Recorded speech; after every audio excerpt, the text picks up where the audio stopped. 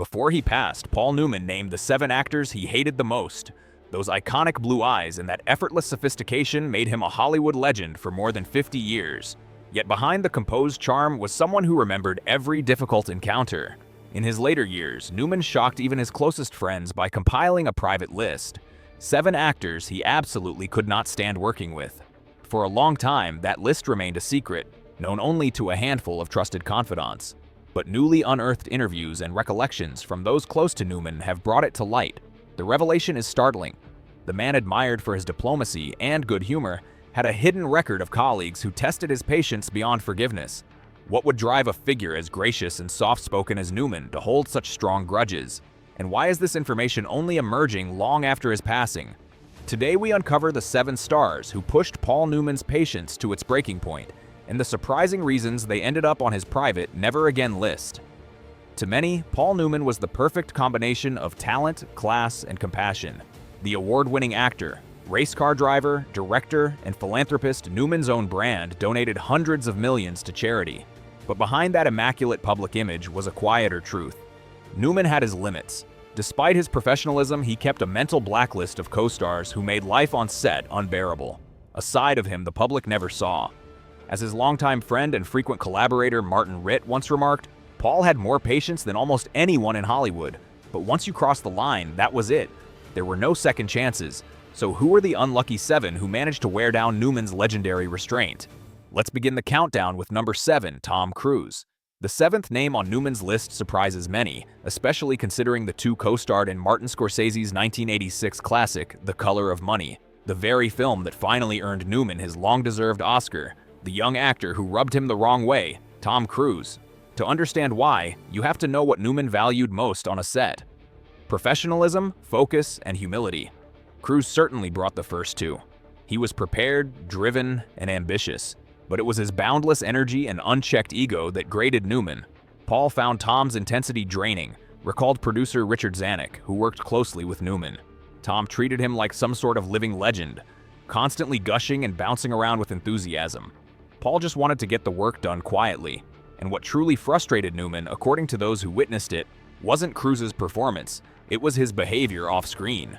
During the film's press tour, Cruise's non-stop self-promotion clashed with Newman's old-school modesty. While Paul preferred to let the film speak for itself, Tom seemed determined to make sure everyone knew he was the next big thing. And Martin Scorsese later recalled with a laugh, "Paul came up to me after one of the press junkets and said, if that kid tells another reporter how much he's learned from me while interrupting me to talk about his workout routine, I might toss him out the nearest window." It was classic Newman humor.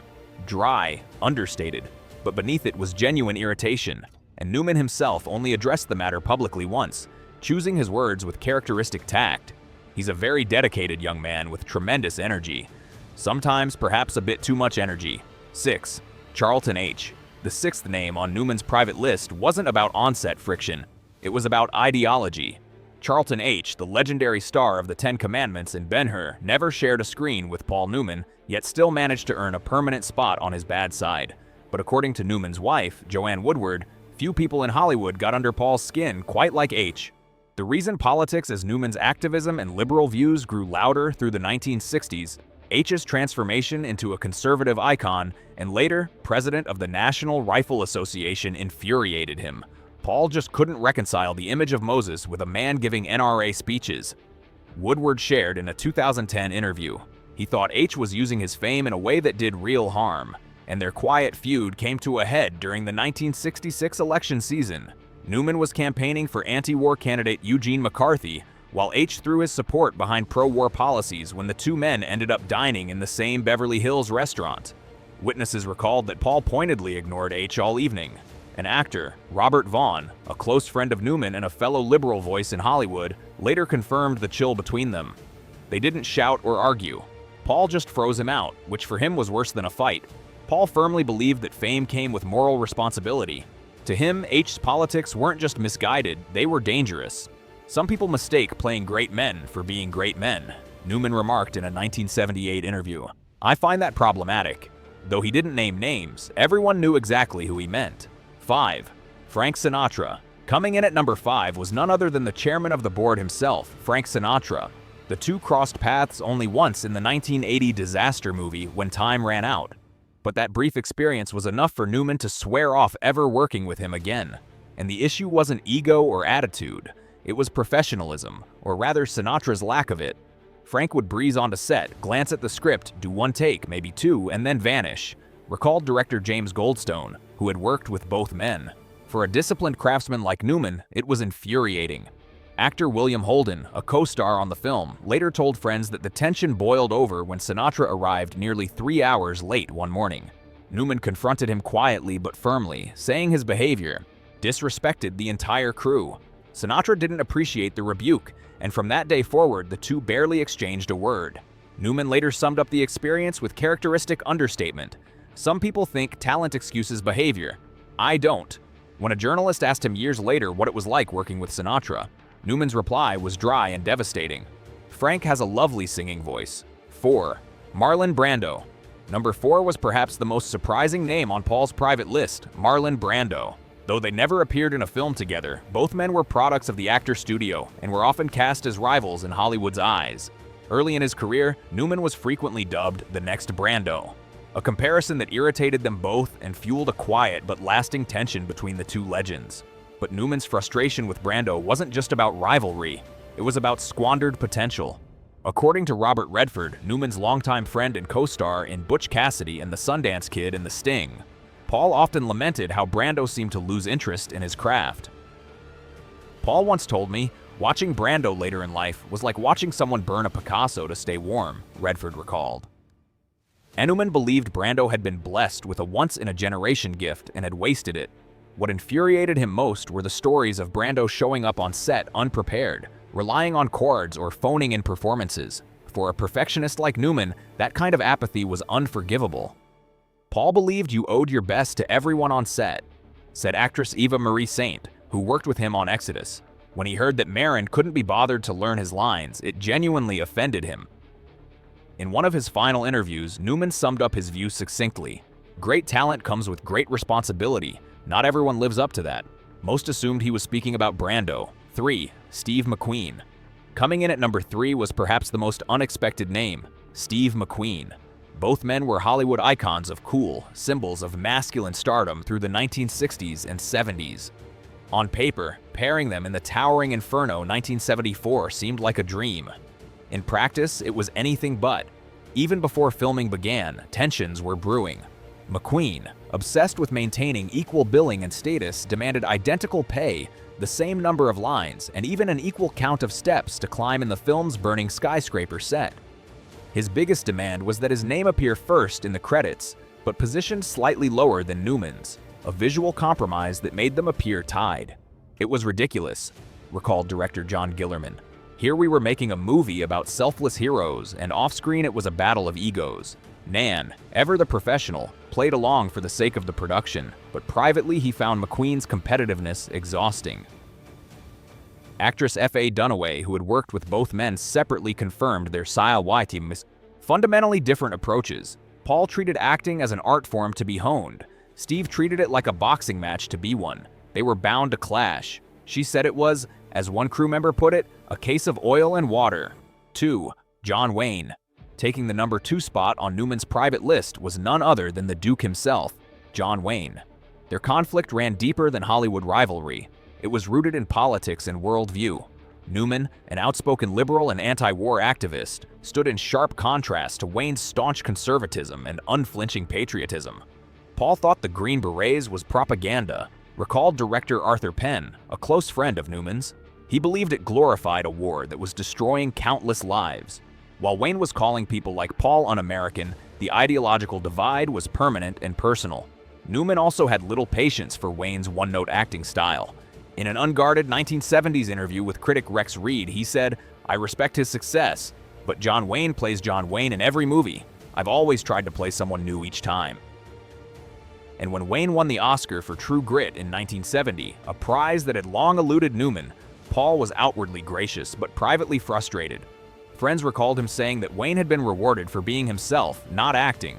Still, after Wayne's death in 1979, Newman softened, later admitting, "We disagreed on almost everything, but you can't deny he was a symbol." Symbols aren't always comfortable, but they matter. 1. Robert Redford. Topping Newman's list and shocking nearly everyone who knew them was his close friend and frequent co-star, Robert Redford. Despite their legendary on-screen partnership in Butch Cassidy and the Sundance Kid in The Sting, Redford was by many accounts the one person who could truly test Newman's patience. And the source of Paul's irritation wasn't ego or politics, it was punctuality. Bob could never be on time, said a longtime crew member. Paul was meticulous, always early, always prepared. Waiting around for Redford drove him insane. Their chemistry on screen masked a quiet but constant frustration behind the scenes, one that even lifelong friendship couldn't completely erase. Paul was almost military in his discipline and timekeeping, recalled director George Roy Hill, who worked with him and Redford on both Butch Cassidy and the Sundance Kid and The Sting. Paul would be on set before sunrise, lines memorized, ready to roll. Then we'd all sit around waiting for Redford. It drove him crazy, but he kept it bottled up. Director Sidney Pollack, who frequently collaborated with Redford, confirmed the habit. Bob doesn't mean to be late. He said he just moves at his own pace. He lives in a different time zone from the rest of us. Redford's tardiness became such a running joke that during The Sting, the crew gave Newman a clock where every number was replaced with the word Redford. No matter what time it was always Redford. Oh, lock. And what truly exasperated Paul, however, was that despite his delays, Redford would still turn in an effortlessly brilliant performance. The most annoying thing about that kid, Newman once told George Roy Hill, is he can show up 3 hours late and still nail it in one take. It's maddening. And the irony that his most infuriating co-star was also his most successful partner wasn't lost on either man. Over the years, their frustration mellowed into affection. In a 2015 interview, Redford laughed about their differences. Paul was structured. I was in chaos. He was on time. I wasn't. Maybe that's why we worked. We annoyed each other, but we brought out the best too. Annan himself summed it up with characteristic wit during an AFI tribute. Working with Robert Redford taught me patience. I didn't have any before. I used it all on him. And what makes Newman's so-called hate list remarkable isn't the names on it, but what it reveals about who he was. As his daughter Melissa Newman explained in a 2018 interview, Dad's list wasn't about grudges or gossip. It reflected his principles. He believed being an actor meant showing respect for the work, the audience, and the people around you. If you treated acting like it was just a shortcut to fame or money, that's what really set him off. And this outlook sheds light on why Paul Newman's list featured some of Hollywood's most iconic figures. These weren't actors who had failed to achieve success. They were stars who, in Newman's view, failed to handle that success with integrity and professionalism. The depth of his feelings became increasingly evident in the early 2000s as he faced the cancer that would ultimately claim his life in 2008. And during that time, according to longtime friend and business associate A.E. Heckner, Newman grew more introspective and unfiltered about his experiences. Paul was taking inventory of everything: his triumphs, his regrets, his friendships, and the people who disappointed him. Horner recalled, "The list was part of that self-examination. It wasn't about bitterness, it was about being honest with himself." Newman's wife, Joanne Woodward, later confirmed that as Paul's health declined, his reflections became sharper and more candid. Paul had always been tactful in public, she explained, but in private, especially toward the end, he didn't sugarcoat things anymore. He wanted to face his truth without pretense. The list was never meant to be shared. It was his personal reckoning. And the existence of that list might have remained unknown if not for a collection of interviews with Newman's closest friends and colleagues conducted after his passing. Much of it uncovered during research for a detailed 2022 biography. Through those accounts, the names and the reasons behind them slowly surfaced, revealing a portrait of a man guided by conviction, principle, and exacting standards. And yet, despite the strength of his private opinions, those who knew Newman best were quick to emphasize that he never allowed personal feelings to interfere with his work. He continued to collaborate professionally, even with some of the actors who frustrated him most, without letting resentment cloud his behavior. "Paul was one of the most disciplined people I ever met," said director Stuart Rosenberg, who worked with him on Cool Hand Luke and several other films. He could have strong feelings about someone, but he never brought it to the set. He was a consummate professional. He left personal grievances at the door every single time. Or on set, Paul Newman always led with professionalism. No matter how he felt about his co-stars personally, the work came first. This discipline defined his career.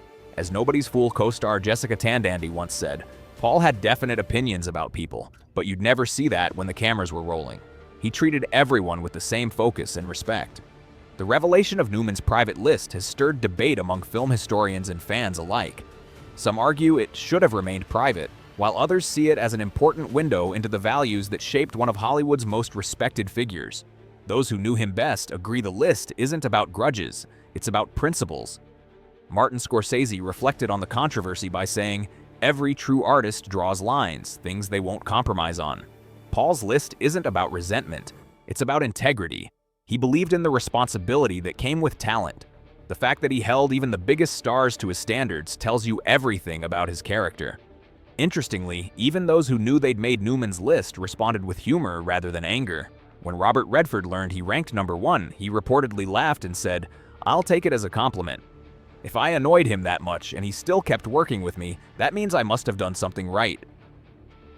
And in the end, Newman's secret list says as much about him as it does about the people who frustrated him.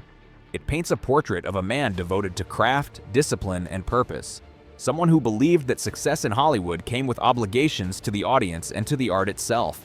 From his irritation with Redford's lateness to his disappointment in Brando's wasted genius, Newman's private reflections reveal not arrogance, but conviction. He demanded from others the same dedication he demanded from himself. And that's what makes this story so captivating.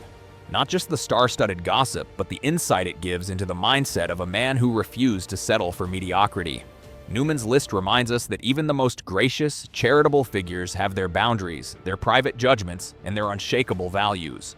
If you enjoyed this behind-the-scenes look at one of Hollywood's most iconic figures, don't forget to like this video and subscribe for more hidden stories from cinema's golden age. And we're here to uncover the real personalities behind the polished images of Hollywood's legends. So tell us, were you surprised by any of the names on Paul Newman's list? Should these private truths have stayed hidden? Let us know in the comments. And thanks for watching, and remember, even Hollywood's coolest legends had their limits. Join us next time as we dive deeper into the untold histories of film's greatest stars.